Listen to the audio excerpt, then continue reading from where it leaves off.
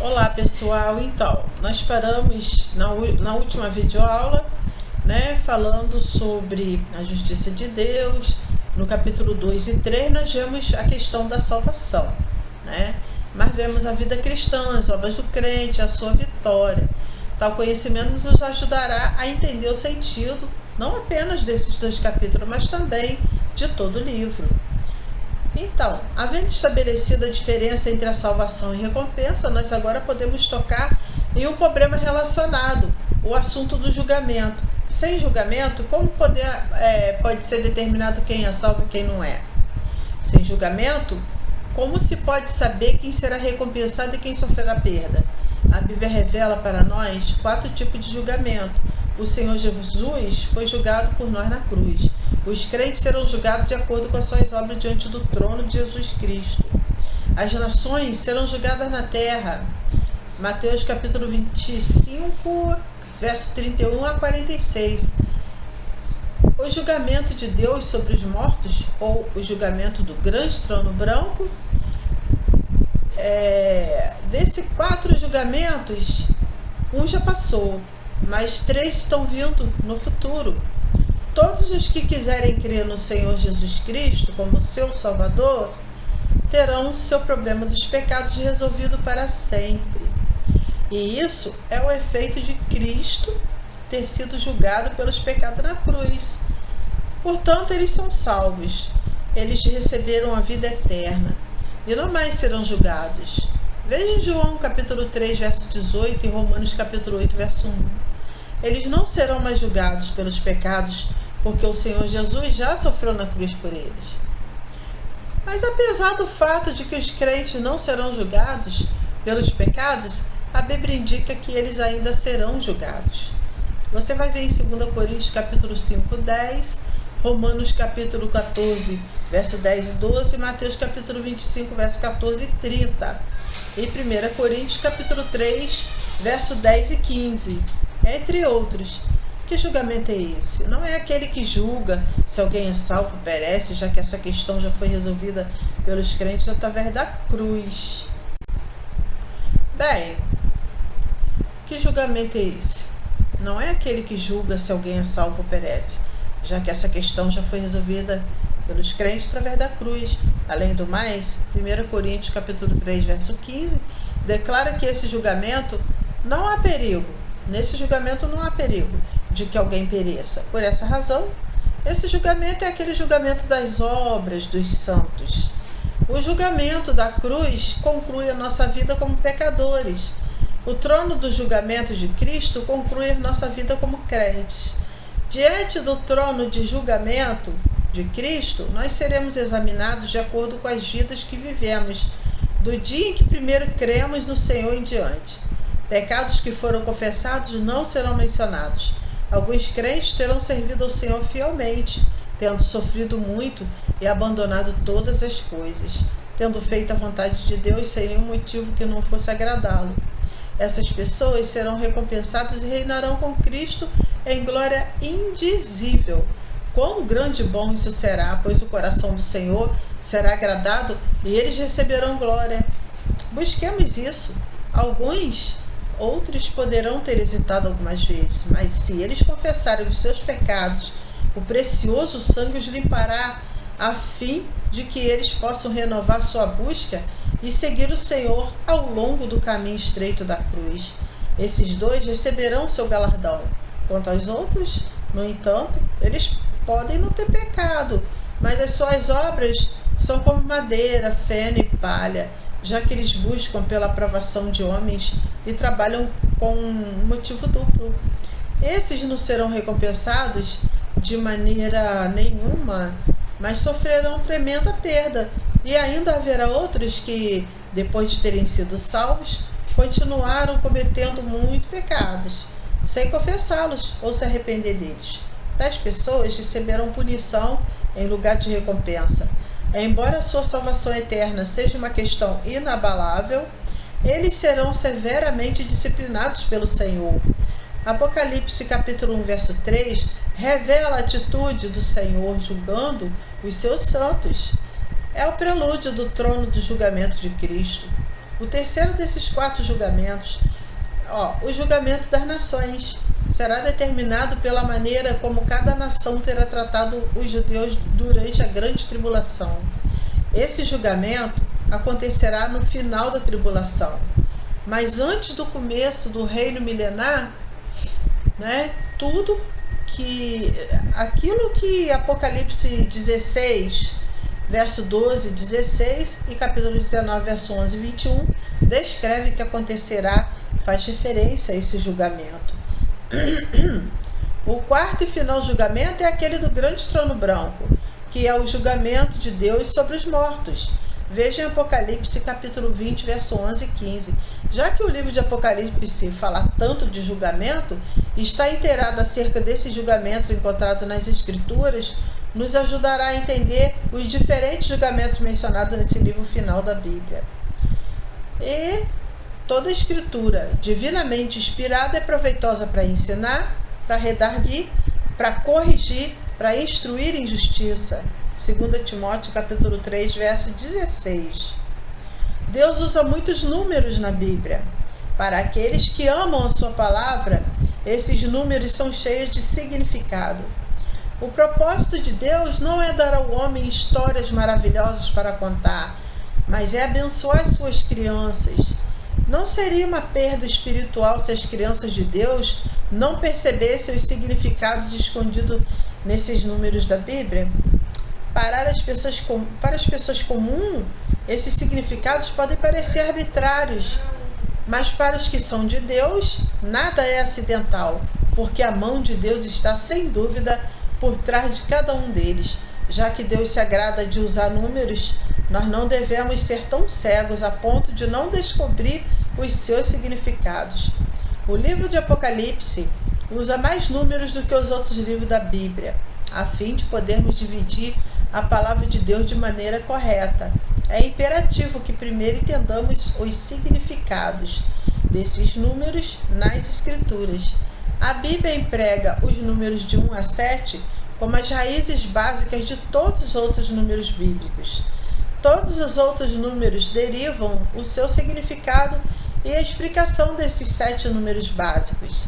7 é um número perfeito, e isso é sabido e reconhecido por muitos. 8 não é um número independente. O 7 forma o ciclo e o 8 é o começo de outro ciclo. Todos os números maiores que 7 são formulados a partir desses 7 números básicos através da adição ou multiplicação. Por exemplo, o número 10 vem do número 5 multiplicado por 2. O numeral 12 vem da multiplicação dos números 3 e 4, né? E o número 40 é a multiplicação de 5,2 e 4. Vejamos agora um pouco desses numerais. O número 1 é o número de Deus. Ouve, ó Israel, o Senhor nosso Deus é o único Senhor. Em Deuteronômio, capítulo 6, verso 4. Há um só Deus. 1 Timóteo, capítulo 2, verso 5. Representa independência, que não admite mais ninguém. Expressa o poder de Deus. O 1 implica em uma suficiência que não precisa de mais ninguém. Mostra a abundância de Deus. 1 é o começo de todos os números. Demonstra a grandeza de Deus, pois Ele é a fonte de todas as coisas. Ele é único. Ele é o cabeça de todas as coisas. Nós recebemos muita ajuda se olharmos para a maneira como o 1 é usado na Bíblia. A Páscoa marca o início dos meses. É o primeiro mês do ano. Exemplo, Êxodo, capítulo 12, verso 2. Isso aponta para a redenção de Deus. A obra redentora do Calvário encabeça, todas as coisas. Aquilo que Deus criou no primeiro dia foi a luz. Isso é o poder de Deus. O primeiro livro da Bíblia é Gênesis, o qual revela a glória e o poder de Deus. Todos os primogênitos dos filhos dos israelitas pertencem ao Senhor, pois eles são santos ao Senhor. Êxodo capítulo 22, verso 29. As primícias do solo devem ser trazidas à casa de Deus, pois ele deve ser servido primeiro. Êxodo capítulo 23, verso 19. Infelizmente, muitos dos filhos de Deus não percebem que ele é o um, o que por isso eles devem honrá-lo como primeiro. Nós devemos deixá-lo ter a preeminência em todas as coisas. Colossenses capítulo 1, verso 18. Também fala da harmonia ou unidade. O sonho de Faraó é apenas um. Gênesis 41, verso 25. Também significa paz, para que eles sejam um, assim como nós somos. João capítulo 17, verso 11. Isso mostra um relacionamento. Além disso, podemos dizer que já que o é o fundamento de todos os numerais, é o número de Deus. Tudo começa no 1. Deus é o começo de todas as coisas. É a unidade fundamental, a soma de todos os números. E por isso, Deus tem guardadas nele todas as coisas. Nenhum numeral precede o 1. E por isso, ele representa o Deus absoluto nos céus. Embora esse numeral seja primeiramente para Deus, quando é aplicado ao homem, traz um sentido de maldade. Ele pode estar falando da sua independência, desobediência e rebelião. O número 2. Deus é 3 em 1 e 1 em 3. Na Trindade, o Santo Filho é a segunda pessoa. Por isso, 2 é o número do Senhor Jesus. Ele é chamado de o segundo homem. Veja em 1 Coríntios capítulo 15, verso 47. Ele tem duas naturezas, a divina e a humana. Suas obras têm dois estágios, sofrimento e glória. Quando lemos o livro de Levítico, descobrimos que uma pessoa que comete um pecado deve trazer 2 rolas ou 2 pombinhos para que Deus, como oferta pelo pecado. É para ser oferecido como oferta pelo pecado e o outro como oferta queimada. Você vai ver em Levítico capítulo 5, verso 7. Uma oferta pelo pecado é oferecida pelo pecado. Uma oferta queimada é oferecida pela pessoa. Deus perdoa o pecado e aceita a pessoa. Isso também é de dupla face. Tudo isso representa a salvação do Senhor Jesus. O número 2 é também o número da salvação. A segunda pessoa na divindade. O Senhor Jesus é o Salvador do mundo. O 2 também fala da adição, ajuda e irmandade. Melhor é serem 2 do que 1, porque tem melhor paga do seu trabalho, porque se cair em um, levanta o companheiro. Aí, porém, do que estiver só, pois caindo não haverá quem o levante. Também, se 2 dormirem juntos, eles se aquentarão, mas um só como se aquentará? Se alguém quiser prevalecer contra um, os 2 lhe resistirão. O cordão de 3 dobras não se rebenta com facilidade. Eclesiastes capítulo 4, verso 9 e 12. O 2 também é o número do testemunho. O testemunho de 2 diferentes indivíduos é verdade. Por favor, Deuteronômio capítulo 17, versos 6, 19 e 15. Mateus capítulo 18, 16, verso 2. Capítulo 18, verso 16. E 2 Coríntios, capítulo 13, verso 11. E 1 Timóteo capítulo 5, verso 19.